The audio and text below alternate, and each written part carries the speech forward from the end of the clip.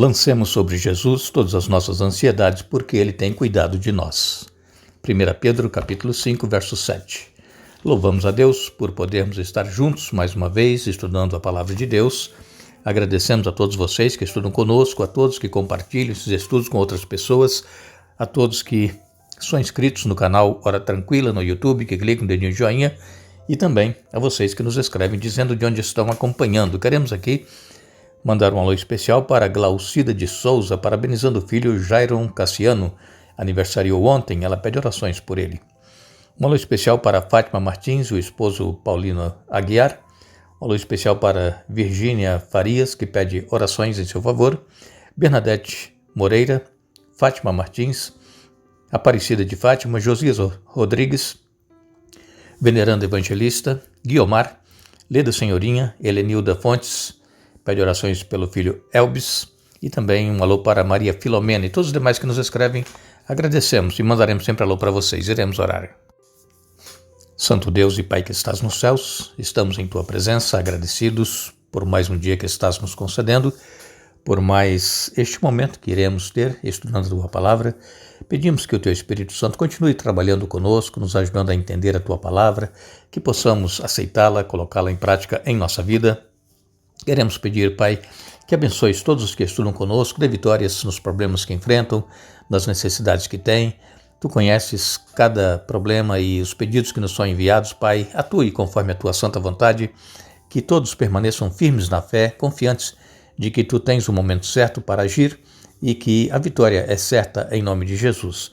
Queremos também pedir uma bênção especial para Jairon Cassiano, que aniversariou ontem, que Tu o abençoes, dê vitórias a ele também nas lutas e problemas.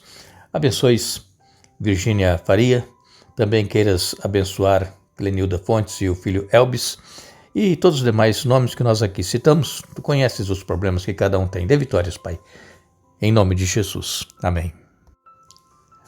O estudo que nós fizemos ontem, nós falamos a respeito das diferentes funções da lei de Deus. A lei de Deus, ela serve para nos mostrar aonde é que nós estamos pecando, falhando, quebrando as regras que Deus deixou para nós. Mas a lei, ela não remove esse pecado, esse problema. Ela nos mostra e ela aponta para Jesus.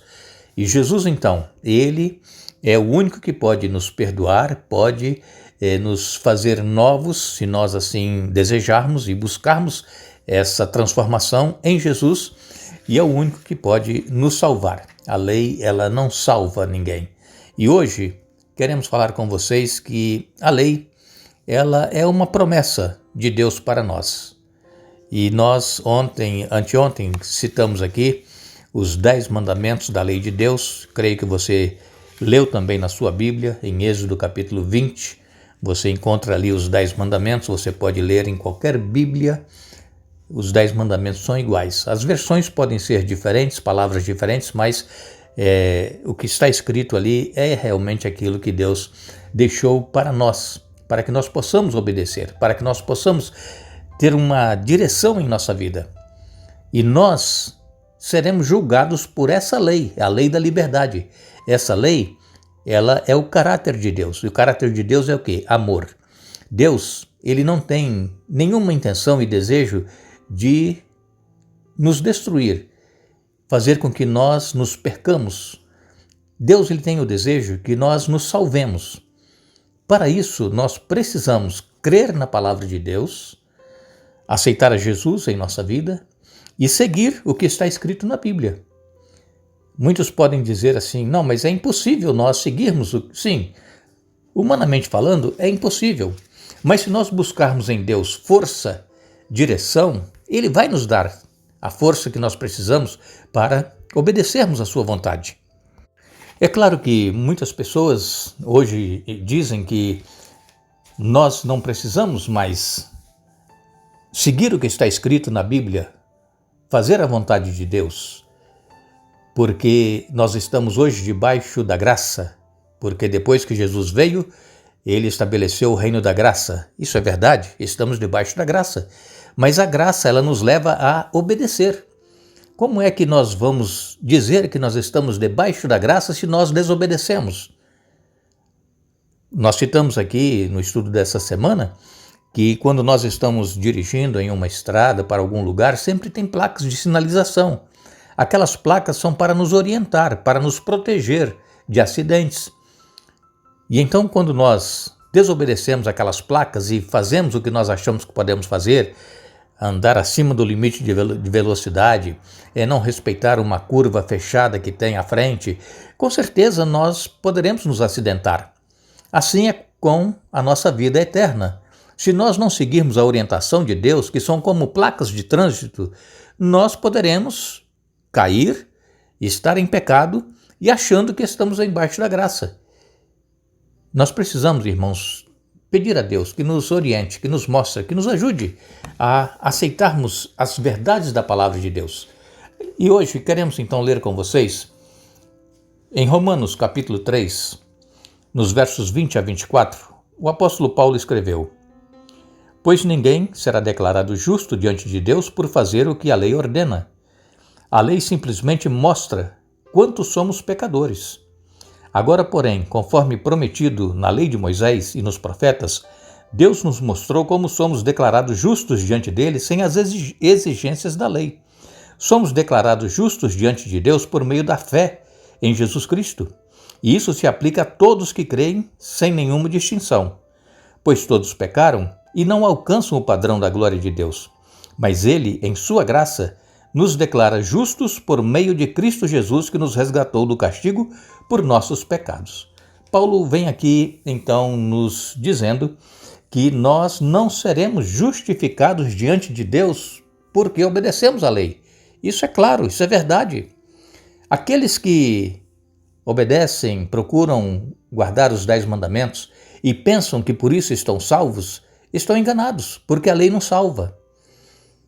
Quem salva é Jesus. A lei diz aqui, olha, Paulo, ela nos mostra a Jesus e através dele nós somos declarados justos.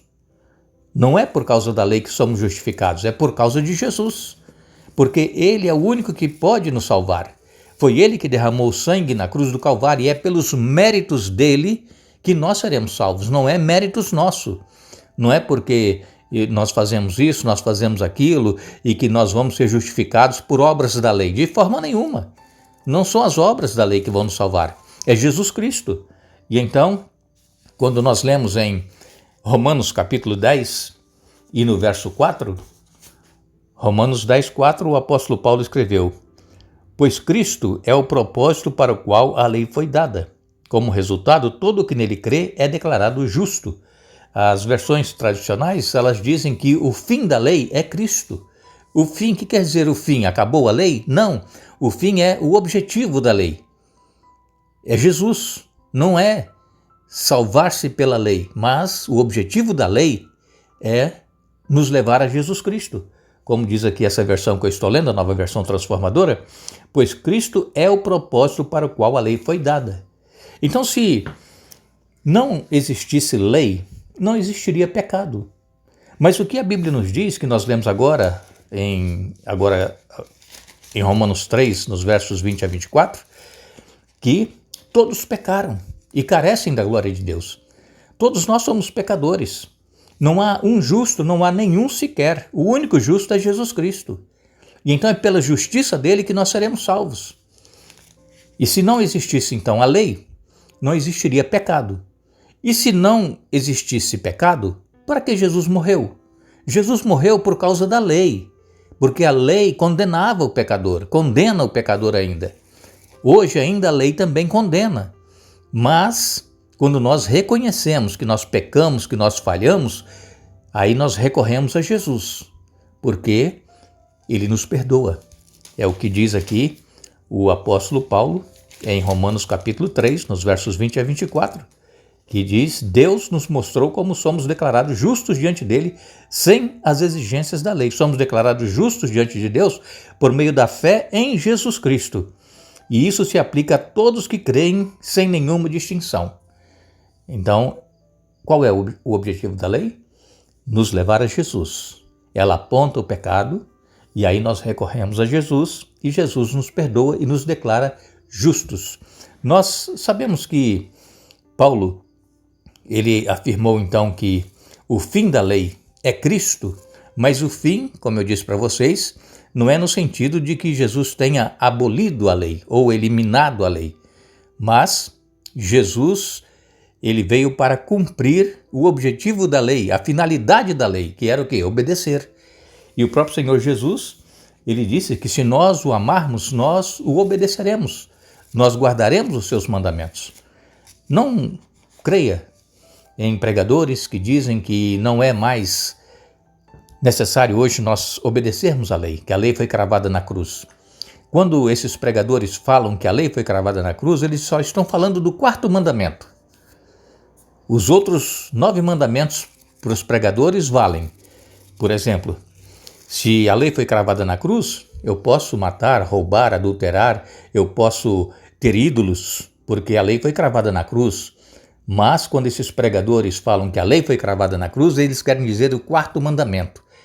Infelizmente, a maioria desses pregadores, a maioria das pessoas que seguem esses pregadores, estão seguindo a mudança que foi feita por Constantino, lá no ano 321 da nossa era.